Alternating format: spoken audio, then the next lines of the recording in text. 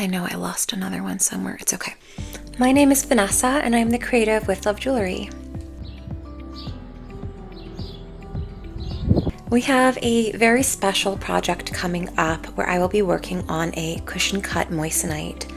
I recently did a bezel set cushion cut and it came out gorgeous. And I have this really beautiful cushion cut Smokey Quartz.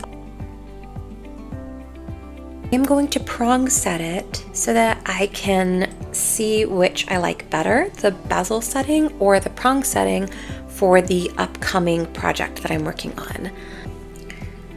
When you're making an under bezel, you want to ensure that you aren't able to see the metal underneath your gemstone.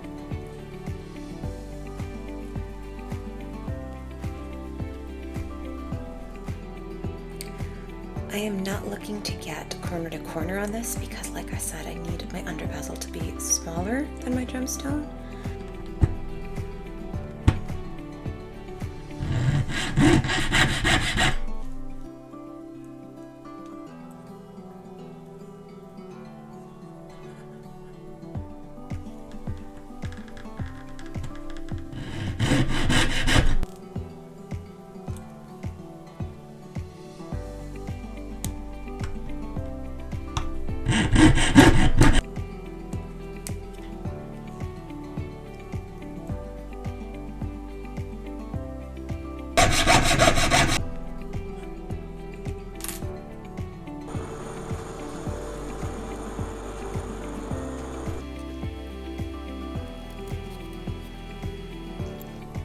The under bezel is soldered, so as you can see, but you just barely see the edges, and I don't want that, so we're gonna file it down.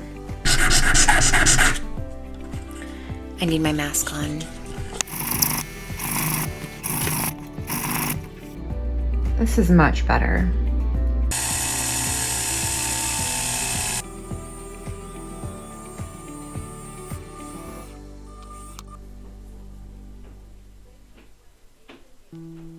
Check the fit of the size prong that you're going to be using, and then open it up more if you need to. I'm actually going to go in with a ball burr to open them up.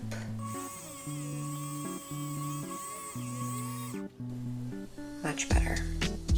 When you're clipping your prongs, always clip them longer than you think you'll need, because the worst thing in the world is to solder short prongs on.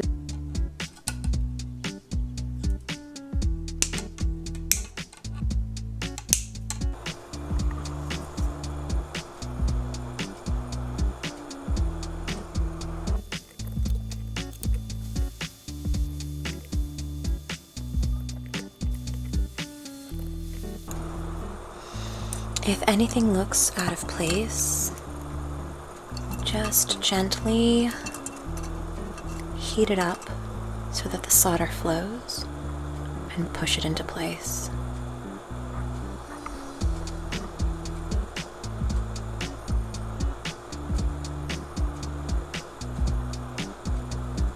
Okay. So now what we have to do is we have to make the basket underneath our under bezel. A good way to set your prongs into place is to use something like Jet Basic, where you heat up the compound. It starts off as these little like plasticky pellets. You put it into boiling water and it becomes like slime. It's more malleable. And then you're able to place your setting inside of that, let it cool, and it hardens like a rock. So that way, when we're pushing our prongs on the bottom, it's not changing the structure on the top.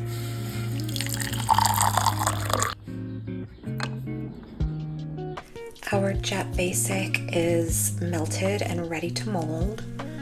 So, all right, and we'll come back and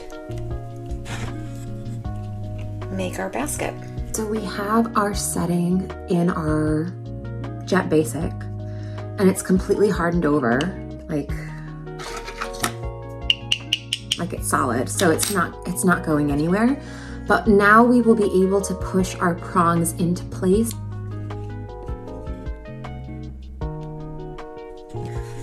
So I can tell right now that there's way too much Jet Basic in here, so I'm gonna have to remove the setting and reset it so that I can fold these over properly, because I am stuck here and I don't want that. So let's heat it up. I am going to forego the Jet Basic.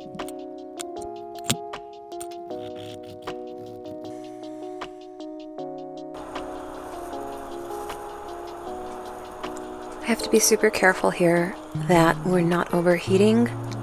I'm using hard solder again, so everything up to right now has been with hard solder. So we have to be very careful with our flame that we're not overheating so that other solder seams open up.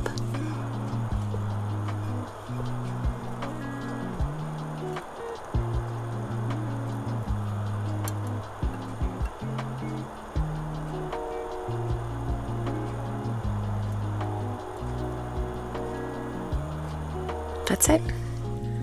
While my setting is cleaning up in the pickle pot, I am going to roll out my wire for the ring shank.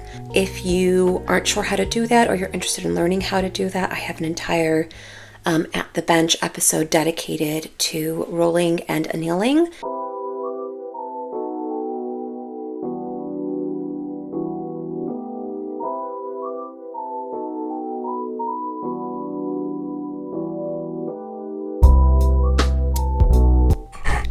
I swear it feels like I've been rolling and annealing forever. Okay, right now we are at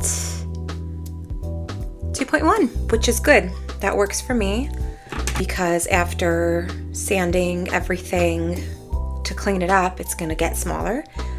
So I'm gonna go anneal this because I was just rolling it and it's incredibly stiff, so that we can make our ring shank.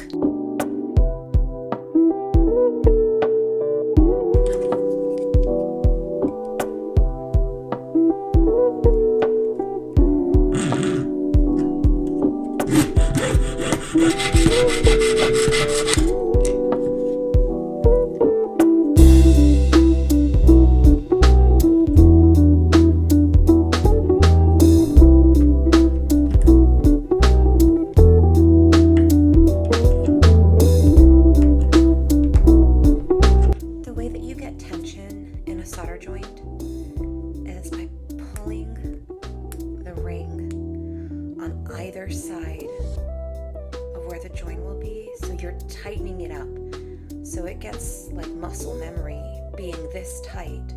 So when you just give it a little pop backwards, it still wants to go back to that tightness.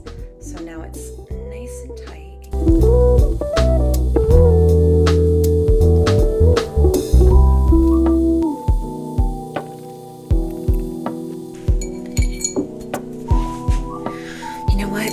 Take off your rings when you hammer.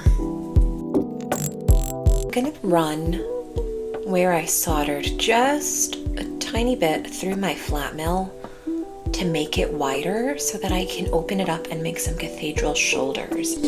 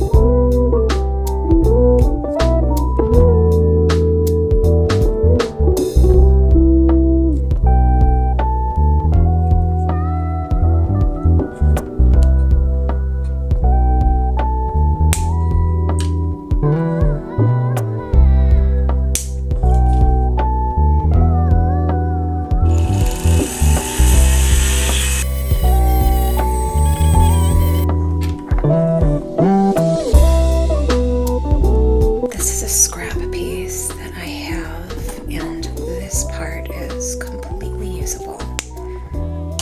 So that's all I need. I'll solder this end in to my setting. This is going to end up getting chopped off, so I'll just straighten it out and solder it on.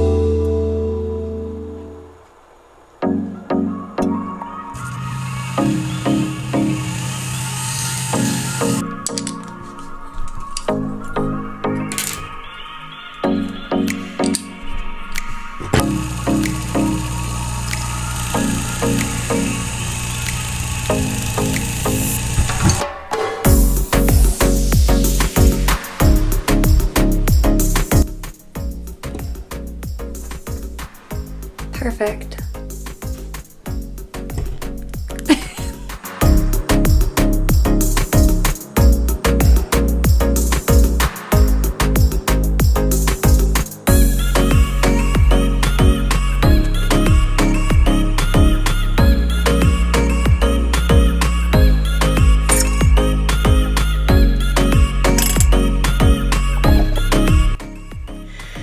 I'm gonna be completely honest with you guys.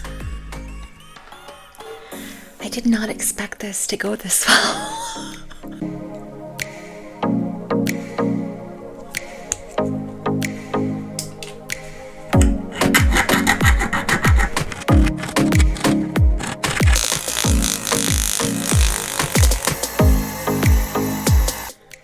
In between each polishing compound, it's important that you go and wash your polishing compound off before you start the next one.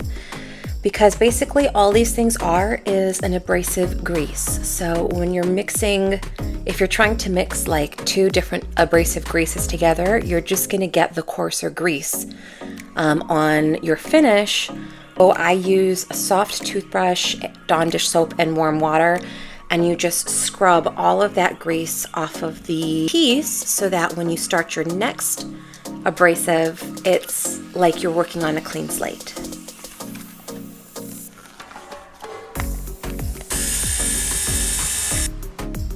This is 2 polishing compounds.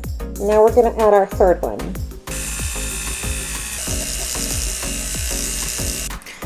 If you have a hard to reach area that you need to polish, like these itty bitty little cutouts here under the cathedral shoulders, and you don't have a small felt mop that can fit in there, you get yourself a piece of yarn. You put your polishing compound on the yarn, and then you thread the yarn through. This is the tricky part. You thread the yarn through that little place, and then you floss it with the polishing compound on your yarn. And you literally just work that polishing compound in there. Normally I have one end of this tucked under my rolling mill, so it has like a nice strong anchor, and then I just floss it through there, but I just brought it over here so that I could kind of show you what I mean, but you get the idea. Look how shiny it is. I don't have a ball vise. That would be really nice, but I don't have one. In the future I'll get one, but I do have this little guy. And what I like about this ring clamp as opposed to this ring clamp, actually this is more of a vise, is that this fits inside my bench pin. So I have 2 hands to work, whereas this doesn't. I guess I could do that, but it's pretty high. I guess I could lower my table because it is a standing table. That's, I didn't know it could do that. Like, I didn't realize that that was an option. So, I'm still gonna go with this for now.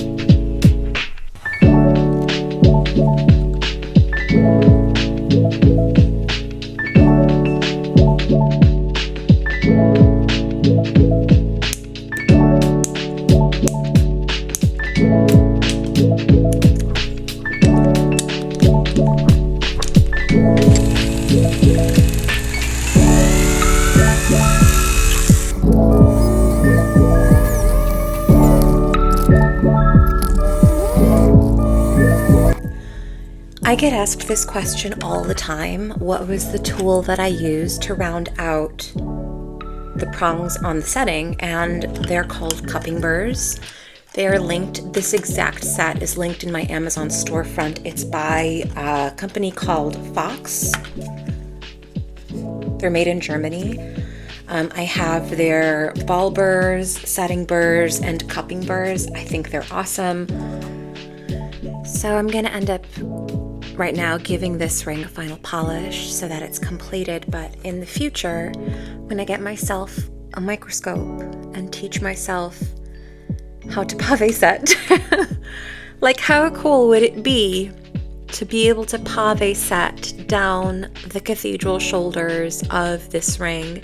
Not necessarily this particular ring, but a ring built like this, and then I could put little peekaboo gemstones or diamonds right where the setting hits the... I don't actually know what this part of the ring is called. I have to find out. But, like, how cool would that be? I'm gonna do that one day when I have a microscope and a ball vise.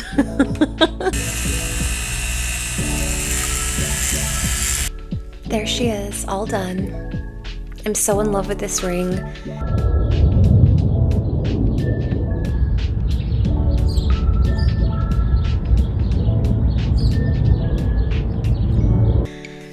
And I hope you enjoyed this process with me and creating this ring together. If you did, I would love if you could give me a like and subscribe so that you can follow my journey as a self-taught metalsmith.